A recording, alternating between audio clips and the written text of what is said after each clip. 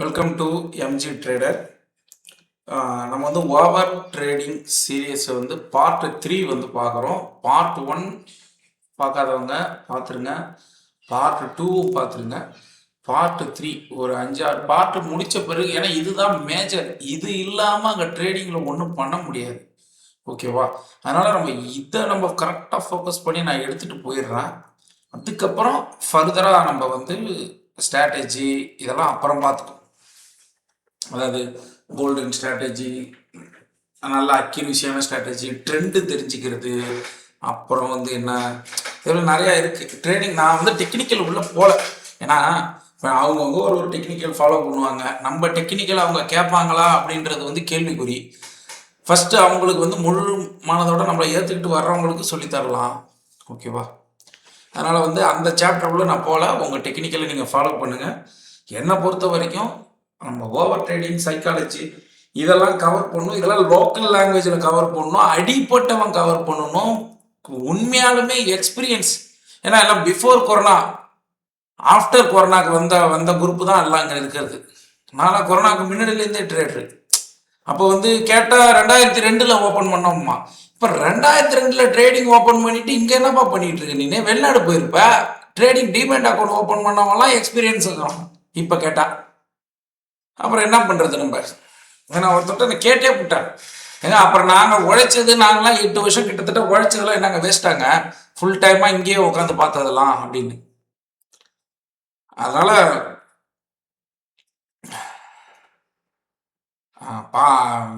எக்ஸ்பீரியன்ஸை வந்து screen timing spend பண்ணதும், டெய்லி ட்ரேட் எடுத்ததும் சரி. 2004 ஒரே ஒரு ட்ரேடிங் ஸ்டேட்மெண்ட் ஒன்று அனுப்பிவிடுங்கன்னா இல்லை அவங்கள்ட்ட. சரி 4 வேணாங்க, 8 அனுப்பிவிடுங்கன்னா இல்லை, ஒரு 3 மாதம் ஸ்டேட்மெண்ட் அனுப்பிவிடுங்க. ப்ராஃபிட்டே வேணாங்க, ட்ரேட் பண்ணியிருக்கீங்களா? அப்போ கம்ப்யூட்டரை பார்த்தது, ட்ரேடிங்கை தெரிஞ்சவங்களாம் ட்ரேடரா? இது வந்து என்னோட ஆதங்கம். அதாவது அவங்கள்ட்ட நான் நேராகவே கேட்டுட்டேன். சரி, ஓகே. இப்போ வந்து நம்ம வந்து ட்ரேடிங் உள்ள நம்ம போவோம். மற்ற சாப்டர் வேணாம். சரி, ஓவர் ட்ரேடிங்கை கண்ட்ரோல் பண்ணுறதுக்கு ஃபஸ்ட்டு ஓவர் ட்ரேடிங் ஏன் வருது? ஓகேவா? ஃபஸ்ட்டு பணம் பத்தல, நிறையா கமிட்மெண்ட்டு, பேராசை. இந்த சாப்டருக்கு நான் பின்னாடி வரேன். ஓகேவா? எதுவுமே கண்டென்ட் இல்லைங்க, மனசில் தோணுனதை சொல்கிறேங்க. நான் எதுவுமே கண்டென்ட் எழுதுறது, எதுவுமே எழுதுறது எல்லாம் எக்ஸ்பீரியன்ஸ் தான், மனசில் வச்சுருக்கிறது தான். ஓகேவா? இந்த பேராசைக்கு மட்டும் இன்னொரு விளக்கம் இருக்குது, அது நான் அப்புறம் வரேன். அப்புறம் வந்து அப்புறம் என்ன, ஃப்ரீடம், இதே போல் யாருக்கு இனி வேலை செய்யக்கூடாது. இது எல்லாமே லாஜிக் தான். இதுக்காக நீ என்ன கஷ்டப்பட்டுறீங்க? வேலையை விட்டுட்டு வந்தது கஷ்டமா? அது ஒரு கஷ்டமா? இல்லையே. இந்த ஒர்க்குக்கு கஷ்டம் யாரும் படல. இதோட தாக்குதல் தான். ஓகேவா? ரெண்டாவது வந்து 2 வீடியோ நல்லா பாருங்க. 2வது வீடியோ கொஞ்சம் வாய்ஸ் சுமாராக இருக்கும். இந்த வீடியோவில் கிளாரிட்டி வந்து பக்காவாக நான் கொடுத்துட்றோம் ஓவர் ட்ரேடிங்கில். ஓகேவா? நான் வந்து ஃபஸ்ட்டு வீடியோவில் சொல்லியிருந்தேன், ஒரு ட்ரேடு இருக்கிறவங்க 1, 2 ட்ரேட் பண்ணுறவங்க இருக்காங்க, 5 to 10 ட்ரேட் பண்ணுறவங்க இருக்காங்க, சிக்னல் டு சிக்னல். ஓகேவா? சிக்னல் டு சிக்னல்னா பை சிக்னல்னா அடுத்த செல் சிக்னல் வர்ற வரைக்கும் வெயிட் பண்ணுறவங்க இருக்காங்க. 9:15 3:15 வரைக்கும் ட்ரேட்டில் வெயிட் பண்ணுறவங்க இருக்காங்க. மொத்தம் 1 2 3 4 4 தரப்பட்ட பீப்புள் இருப்பாங்க. நான் 2வது தரப்பட்ட பீப்புள்னு நான் சொல்லிட்டேன். எனக்கு வந்து 5 to 10 ட்ரேட் பண்ணணும், ஸ்கேல்பிங் ஃபாலோ பண்ணணும் அப்படின்றது தான் என்னோட பிளான். ஓகேவா? சரி, இதெல்லாம் நான் இரேஸ் பண்ணிடுறேன். சரி, இப்போ வந்து இந்த போன வீடியோவிலே சொல்லிட்டேன் நான். இந்த ஒரு இதுக்கு மட்டும் வரேன், அந்த பேராசைக்கு மட்டும் ஒரு விஷயம் வரேன், அது ஃபைனலாக வரேன். இப்போ ஒரு ட்ரேடு ஃபஸ்ட்டு வந்து ட்ரேடிங்க்கு ஒரு கேபிட்டல் கொண்டு வரீங்க, ஒரு 10L கொண்டு வரீங்க அப்படின்னா 2% மேலே அக்கௌண்ட்டில் ரிஸ்க் எடுக்கக்கூடாது. ஓகேவா? தலைகீழ தண்ணி குடித்தாலும் 2% மேலே ரிஸ்க் எடுக்கக்கூடாது. 1000 சொல்லும், உனக்கு பணம் இருக்காது, இந்த வேகத்தில் போனால் என்னைக்கு நான் முன்னேறது, இந்த வேகத்தில் என் கமிட்மெண்ட் அடைக்க முடியாது. இங்கே கமிட்மெண்ட்டுக்கு தரத்துக்கெல்லாம் மார்க்கெட் ஓப்பன் பண்ணல. ஏன் இந்த 2%? ஒரு கேவலமான ஒரு மைண்டில் வந்து ஒரு கேள்வி வரும். நாளைக்கு ஒரு 2% இருக்குல்ல, அதை இன்னைக்கே எடுத்தா என்ன அப்படின்ற ஒரு கேவலமான மைண்ட் செட் ஒன்று வரும். ஏன்னா எனக்கு வந்துச்சு ஆரம்ப காலகட்டத்தில். ஓகேவா? அப்ப தப்பே கிடையாது. நாளைக்கு 2% எடுக்கிறத இன்னைக்கு எடுக்கிறீங்களா? அப்ப இதை இப்ப இன்னைக்கு 2 நாளைக்கு, அப்ப நாளைக்கு ட்ரேட் பண்ணாம இருக்கணும் ஃபர்ஸ்ட் லாஜிக்கு. ஓகே, இதை நீங்க பண்ணலாம், பண்ணக்கூடாதுன்னு சொல்லல. அப்ப இதே மெத்தடா இன்னைக்கு எடுக்கிற 2% வேணான்னு யாரா முடிவு பண்ணி நாளைக்கு 4% யாரா எடுத்திருக்கீங்களா? இல்ல. அப்ப புரியுதுங்களா நீங்க எங்க தப்பு பண்றீங்கன்னு? இதான் லாஜிக். எதை வேணாலும் செய்ய, ஆனா தொடர்ச்சியா செய்ய. கன்சிஸ்டன்சி இஸ் கீங்கிறாங்க பாரு. இப்ப இன்னைக்கு நாளைக்கு 2% ரிஸ்க், அதை இன்னைக்கே எடுத்துடுறாங்க, பணம் வந்துடும், எனக்கு நம்பிக்கை இருக்கு, தாராளமா பண்ணு, தப்பே கிடையாது. ஆனா இன்னொரு நாள் டெஃபினட்டா அந்த 20 நாள்ல இன்னொரு நாள் 2% நீ ரிஸ்க் எடுக்க கூடாது. நெக்ஸ்ட் டே தான் சேர்த்து எடுக்கணும். 4% அன்னைக்கு ட்ரேட் பண்ணணும், 2 ட்ரேடா. ஓகேவா? இது வந்து ஒரு லாஜிக்கு. ரெண்டாவது 2% ரிஸ்க்னா இது வந்து top top top top top secret. ஓகேவா? சீக்ரெட்ன்றதோட இந்த புரிதலுக்கு எனக்கு வந்து கிட்டத்தட்ட 8 வருஷம் கிட்டத்தட்ட எடுத்துச்சு. ஒரு ட்ரேடா பண்ணாலும் 2%, 5 ட்ரேடா பிரிச்சு பண்ணாலும், 10 ட்ரேடா பண்ணாலும், 15 ட்ரேடா பண்ணாலும், டோட்டல் பர்சன்டேஜ் இருக்குல்ல, இந்த ஒரு ட்ரேடு 2% ரிஸ்க் எடுக்கிறதும் ரிவார்டு வந்து 4%, இல்லை வந்து 3%, இல்லை 5%, அது ரிஸ்க் ரிவார்டு. அதே மெத்தட் தான் இங்கே பண்ண போகிறேன். ஆனால் மல்டி ட்ரேட் பண்ண போகிறோம். 10 ட்ரேடு 3 ட்ரேடு, 2 பேருமே ஒரே இடத்துக்கு தான் போகிறோம். இதை நீங்க நம்ப மாட்டீங்க. டெஃபினட்டா ஒரே இடம் ஒரே பர்சன்டேஜ் தான் வரும். ஒண்ணுமே பெரிய டிஃபரெண்ட் வராது குவார்டர்லி பேஸ்ல. இதை சொல்லவே மாட்டானோ மார்க்கெட்ல. இந்த ஸ்ட்ராட்டஜி, அந்த ஸ்ட்ராட்டஜி, இந்த எந்த ஸ்ட்ராட்டஜியா இருந்தாலும் இதான். ஓகேவா? 2 பேரும் 3 மாசத்துல இந்த மெத்தடும் சரிதான், இந்த மெத்தடும் சரிதான், ஒரே ரிசல்ட் ஆவரேஜ் தான் கிடைக்கும். நம்பிக்கை இல்லைன்னா செக் பண்ணி பார்த்துக்கோங்க நீங்க. இப்போ நம்ம ஸ்ட்ராட்டஜி படி இந்த கிளவுடில் ரிஜெக்ட், இது நிஃப்டி சார்ட், ரிஜெக்ட் ஆனால் என்ட்ரி, நாங்கள் இங்கே என்ட்ரி எடுப்போம், இது ஸ்டாப் லாஸ் வைப்போம், இது கீழே. இதுக்கு 1:1.5 டார்கெட்டு. ஓகேவா? போயிடுச்சு. இதை விட 5 ட்ரேடு பண்ணாலும், ஒரே ஒரு ட்ரேடு பண்ணாலும் ரிசல்ட் ஒன்று தான். போய் செக் பண்ணி நீங்கள் பார்த்துக்கோங்க. சரி, ஃபர்ஸ்ட் வந்து ஒரு கான்செப்ட் வந்து கிளியராக வந்து நம்மளுக்கு முடிஞ்சிடுச்சு. ஓகேவா? சரி, இப்போ ரெண்டாவது கான்செப்ட், இதனால ஞாபகம் வச்சுக்கோங்க. இதுக்கு நீங்கள் வருஷத்தை வீணாக்காதீங்க. அப்போ ஒரு ட்ரேட் பண்ணுறது, ஒரு ட்ரேட் பண்ணி மாதம் ஃபுல்லும் பண்ணி 1% தான் எடுத்த நாளும் இருக்கு. 10 ட்ரேடு பண்ணி மைனஸ் பண்ண நாளும் இருக்கு. அப்போ வந்து இந்த 1% நம்ம 10 ட்ரேட் பண்ணி 3% ப்ளஸ் எடுத்த நாளும் இருக்கு. ப்ளஸ் எடுத்த நாள் இருக்கு. ஐயோ, நம்ம 10 ட்ரேட் பண்ணியிருக்கலாம் போல இருக்கே, 3% ப்ளஸ் பார்த்துருக்கோமே அப்படின்ற எண்ணம் வந்து எனக்கு வந்துச்சு. அடுத்த மாதம் பார்த்தா ஒரு ட்ரேடு பண்ண இடத்துல 5% ப்ராஃபிட் வந்துச்சு, 10 ட்ரேடு பண்ண இடத்துல -1% ப்ராஃபிட் வந்துச்சு. புரியுதுங்களா? அப்போ ரெண்டுத்தையும் ஆவரேஜ் பண்ணும்போது லாங் ரன்ல ஒன்னா தான் வருது. இதை நான் பண்ணி பார்த்து ஊறி ஞானி ஆனாதான் புரியும். சொல்லிட்டேன் நான். அதனால அந்த ஒரு ட்ரேட் பண்றவங்களுக்கும் 2 ட்ரேட் பண்றவங்களுக்கும் ரிசல்ட் ஒன்று தான். இது வந்து மாற்றமே கிடையாது. ஓகேவா? அப்போ வந்து சரி, என்னதான் அப்புறம் 2 ட்ரேட் பண்றவங்களுக்கும் ஒரு ட்ரேட் பண்றவங்களுக்கும் 5 ட்ரேட் பண்றவங்களுக்கும் 5 to 10 ட்ரேட் பண்றவங்களுக்கு என்னதான் டிஃப்ரெண்ட்னு கேட்டீங்கன்னா, 10 லட்ச ரூபா கேபிட்டல் எக்ஸாசிஸ் ஒய்ஆசிஸ் கிராஃப் போட்டோன்னா இது 10 லட்சம், கீழே மைனஸ் பார்த்தீங்கன்னா இது வந்து ஒரு 9.5 லட்சம் 9.5, இது ஒரு 8.5. இந்த ஸ்கேல் இப்படி ஏறும் ப்ராஃபிட்டுக்கு. ஓகேவா? இந்த 10 ட்ரேட் பண்ணும்போது இப்படி ஏறும். இந்த ஒரு ட்ரேட் பண்ணும்போது அந்த 3 நாளே டக் டக்குன்னு இப்படி லாஸ் வந்துச்சுன்னா பயந்துருவீங்க. இந்த இடத்துல பயந்துட்டீங்கன்னா அது என்ன நடக்கும்னு கேட்டீங்கன்னா, நீங்க இங்க தப்பு பண்ணுவீங்க. அதுக்கப்புறம் ரெண்டே ட்ரேட்ல மேல போயிடும். ஓகேவா? அந்த ஒரு ட்ரேட்ல சின்ன ட்ரேட்ல கீழேயும் வராது, மேலேயும் போகாது, இப்படியே போகும். அப்ப இங்க ஒரு எக்ஸசைஸ் பார்த்தோன்னா அது இப்படியே நிற்கும், இப்படி போகும். இங்க இருக்கிற எக்ஸசைஸ் பார்த்தோன்னா ப்ராஃபிட் பார்த்தோன்னா இப்படி கீழே வருவோம், இங்க போயிட்டு இருக்கோம். நம்ம அதே மெத்தடை இங்க நம்ம ஆட் பண்ணி பார்த்தா இங்க தான் போயிட்டு இருக்கோம். இதே பண்ணிருக்கலாமேன்னு பார்த்தா இப்ப சறுக்குன்னு 4 ட்ரேடை விட்டு இங்கேயே நிற்போம். அப்ப 2 பேருமே இந்த இந்த இசிஜி போல போறதுக்கு தான் இந்த 10 to 11 ட்ரேடு நம்மளுக்கு வந்து மைண்ட் ஸ்டெபிலிட்டியா இருக்கும். நம்மளுக்கு வந்து இந்த மாதிரி ஜிக்ஸாக்லாம் அடிக்காது. 50,000 ரூபாய் பிளஸ் பார்த்தா அங்கேருந்து 30,000 ரூபாய் பார்த்தா ஐயோ இழந்துட்டோமே நினைக்காம இதுதான் நம்மளோட நிரந்தரம் அப்படின்ற புரிதல், அந்த புரிதல் புரிதல் புரிதல் இன்னமும் வராது. நான் திருப்பி சொல்லிட்டேன், கலெக்டருக்கே சொன்னா கூட நம்ம மாவட்டத்தில் கலெக்டருக்கு ஏன் பவர் கொடுத்துருக்காங்கன்னா நம்மளோட எல்லாருமே அறிவாளி. இந்த கவர்மெண்ட் வந்து ஒரு எக்ஸாம் வைக்கிட்டு அந்த எக்ஸாம் எல்லாமே பாஸ் பண்ணியிருக்காங்க அப்படின்ற அந்த கவர்மெண்ட் உள்ள அதிகாரிக்கு சொன்னாவே இதை வந்து நம்ப முடியாது. அதாவது என்னன்னா மனப்பூர்வமா இதுதான்டா அப்படின்ற போல யாராலையும் நம்ப முடியறதுக்கு வருஷமாகவும் நாட்களாகவும் தவம் இருக்கணும்.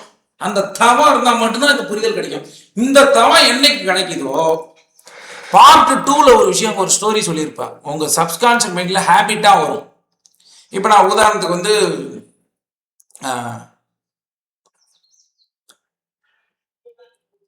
கோயம்புத்தூர்ல இருந்து சென்னை போறேன், ஓகேவா? சென்னை போறேன், ஓகேவா? போறேன்னா நான் இங்கேருந்து போனேன், உன்னை இங்கேருந்து போக சொல்றேன். நீ என்ன சொல்லணும்? நான் போறேன்னு சொல்லணும். நான் இங்கேருந்து போறேன், நாங்கள் ஒரு டீ கடையில் நிறுத்தினேன், அங்கே ஒரு பஸ் எடுத்து அப்படி குறுக்க வந்துச்சு. அதுக்கப்புறம் திருப்பி டோல்கேட்டில் வந்து ஸ்கேனர் அடிக்கலை, அவள் திருப்பி ரீசார்ஜ் பண்ணேன். ஒரு இடத்துல தண்ணி குடித்தேன், ஒரு இடத்துல சாப்பிட்டேன், சாப்பாடு சரியில்லை, ஒரு இடத்துல கீரு நான் டாப் கீர் போட்டோன்னே வண்டி வந்துச்சு. இவ்வளோ கதை நடக்குமா நடக்காதா? நடக்கும். அப்போ கோயம்புத்தூர் வந்தப்போ சென்னையில் ஒரு பீப்புள் கேட்குறாங்க, எப்படி எப்படி வந்தீங்க, எப்படி வந்தீங்கன்னா இல்லை வந்தாச்சு ஒன்றும் பிரச்சனை இல்லை அப்படின்னு சொல்லுவீங்களா, இல்லை இவ்வளோ கதையை சேர்த்து சொல்லுவீங்களா? நீங்கள் சொல்லுங்கள். வந்தாச்சு தானே சொல்லுவீங்க. அதுதான் இந்த risk reward, discipline, regularity, consistency, அடுத்த ஸ்ட்ராட்டஜி எட்டி பார்க்காம இருக்கிறது, புரியுதுங்களா? இது உடும்பு பொடியாக இருக்கிறது ஸ்ட்ராட்டஜியில், அந்த ஃபுல் ஃபோக்கஸு, அப்புறம் என்ன ஸ்ட்ராட்டஜியை வந்து ட்ரெஸ் பண்ணுறது, ஓகேவா? இது எல்லாமே இதுக்குள்ள அடக்கம். இந்த ஸ்டேஜ் எல்லாம் ஒன்று ஒன்றா ஹேபிட்டாக மாறணும் உங்களுக்கு. நம்மளுக்கு நல்லா யோசிச்சு பாருங்க, சின்ன வயசுல ஒரு உங்க ஆயா வீட்டுக்கோ சொந்தக்காரங்க வீட்டுக்கோ போயிருப்போம். எப்படியும் அவங்க அப்பா வீட்டுக்கு போயிருக்க மாட்டோம், அவங்க அம்மா வீட்டு சொந்தக்காரங்க வீட்டுக்கு தான் அதிகமாக போவோம், ஆயா வீட்டுக்கு. ஏன்னா நம்ம இருக்கிறதே அந்த வீட்டில் தான் இருப்போன்றதால.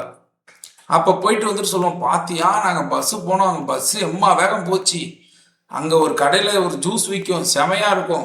இந்த ஸ்டோரிலாம் நம்மளும் சின்ன வயசுல சொல்லி சொல்லி சொல்லி கடந்து வந்த பிறகு நம்ம ஆயா வீட்டுக்கு போறது என்பது நடுவில் இந்த ஜேர்னிலாம் நடக்கும். நம்ம கண்ணு சப்கான்ஷியஸ் மைண்ட்ல மறைஞ்சிரும், புரியுதுங்களா? மறைஞ்சிரும்.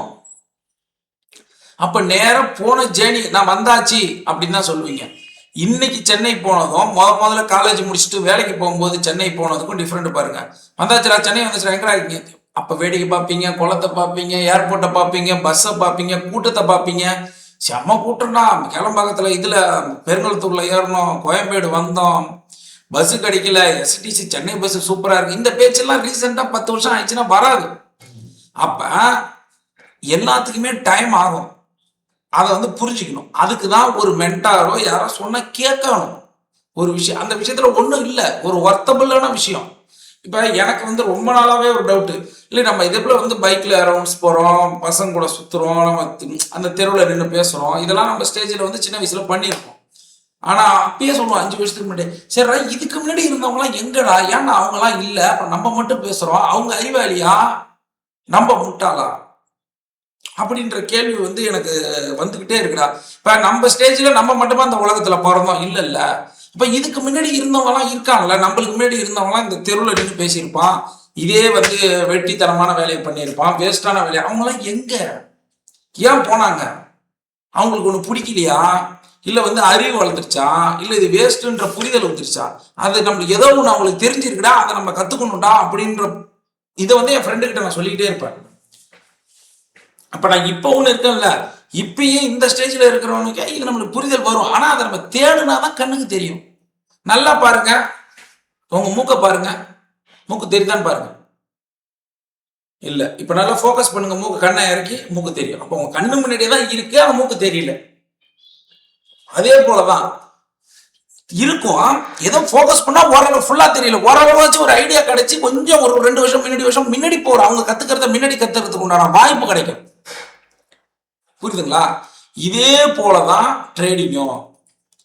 2% ரிஸ்க் எடுக்கிறது, ஸ்ட்ராட்டஜியை தப்பு இல்லாமல் செய்யறது, மாறாமல் இருக்கிறது, டெடிகேஷனாக இருக்கிறது, தொடர்ச்சியாக பண்ணுறது, வர்ற ரிசல்ட்டை ஏற்றுக்கிறது, லாஸ் ஆஃப் ப்ராஃபிட்டோ கமிட்மெண்ட் இல்லாமல் இருக்கிறது, சிக்கனமாக வாழ கற்றுக்கிறது, இது எல்லாமே தான் சேர்த்து நம்மளை வந்து அந்த இடத்துக்கு கொண்டுட்டு போவோம்.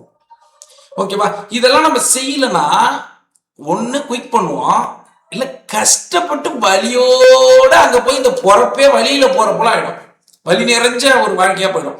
விடவும் முடியாது, பூனை வாழை விட்டுட்டு புலி வாழை பிடிச்சிட்டோம்பாங்க கிராமத்துல, அது போல ஆயிடும்.